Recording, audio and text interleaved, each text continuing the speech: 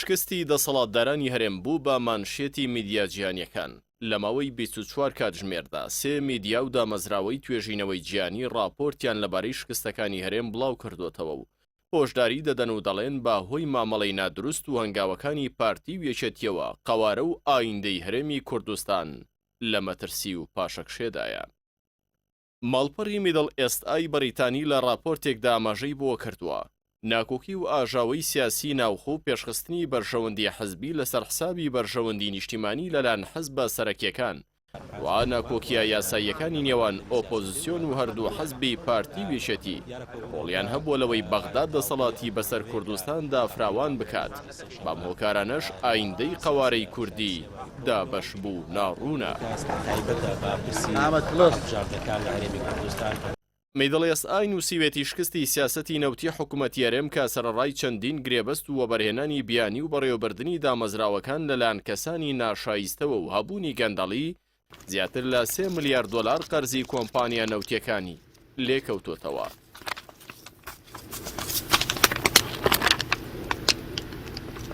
لەلایەکی دیکەوە پەیمانگەی ڕۆژهەڵاتی ناوەڕاست کە دامەزراوەیەکی ئەمریکیە لە ماڵپەڕەکەی خۆیدا بابەتێکی بڵاو کردوتەوە و تایدا هاتووە هەوڵەکانی چاکسازی لە وەزارەتی پێشمەرگە مەترسی شکستهێنانی لەسەرە و یەگرتنەوەی پێشمەرگە لە نێوان پارتی وێچێتیدا ئەگەرێکی زۆر دوورە. ئەم پەیمانگە ئەمریکیە دەشڵێت بەرپرسە سەربازیە ڕۆژئاواییەکان تووشی بێئومێدی بوون لە چاکسازیەکانی وەزارەتی پێشمەرگە هەرێم بە ڕێکەوتنەکانەوە پابند نەبووە.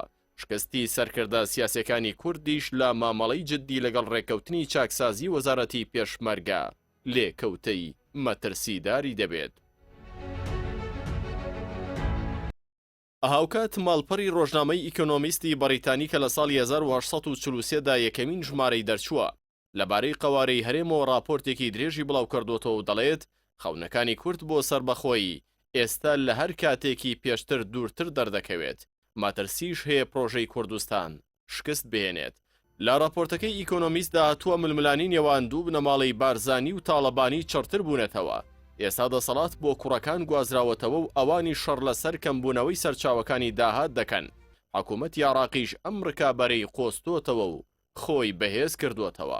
چەند ساڵێکە شارەزان و چاودێرانی ناوخۆیی و نێودەوڵەتی و پارتە ئۆپۆزیسیۆنەکانی ناوهەرێمی کوردستان زەنگی مەترسیداری بۆ دەسەڵاتی پارتی وێشێتی لێ دەدەن و جەخت دەکەنەوە لەوەی بێباکی و بێمنەتی و کە لە ڕقی و گوێنەگرتنی دەسەڵاتدارانی هەردوو حەزبی حکومڕان کاری سەرەکی دۆخی ئێستای هاوڵاتیانە و بەردەوامی ئەم دۆخەش قەوارەی هەرێمی کوردستان هێندەی دیکە بەرەو کەناری مەترسی دەبات کەچی ئەو دوو پارتەکە ئامانجیان تەنها کۆکردنەوەی پارە و مانەوەی خۆیانە لەسەر دەسەڵات با هەر نرخێک بێت گوێ بە هۆشداری و مەترسیەکان نادەن و بێباکانە هەرێمی کوردستان بەرەو هەڵدێر دەبان.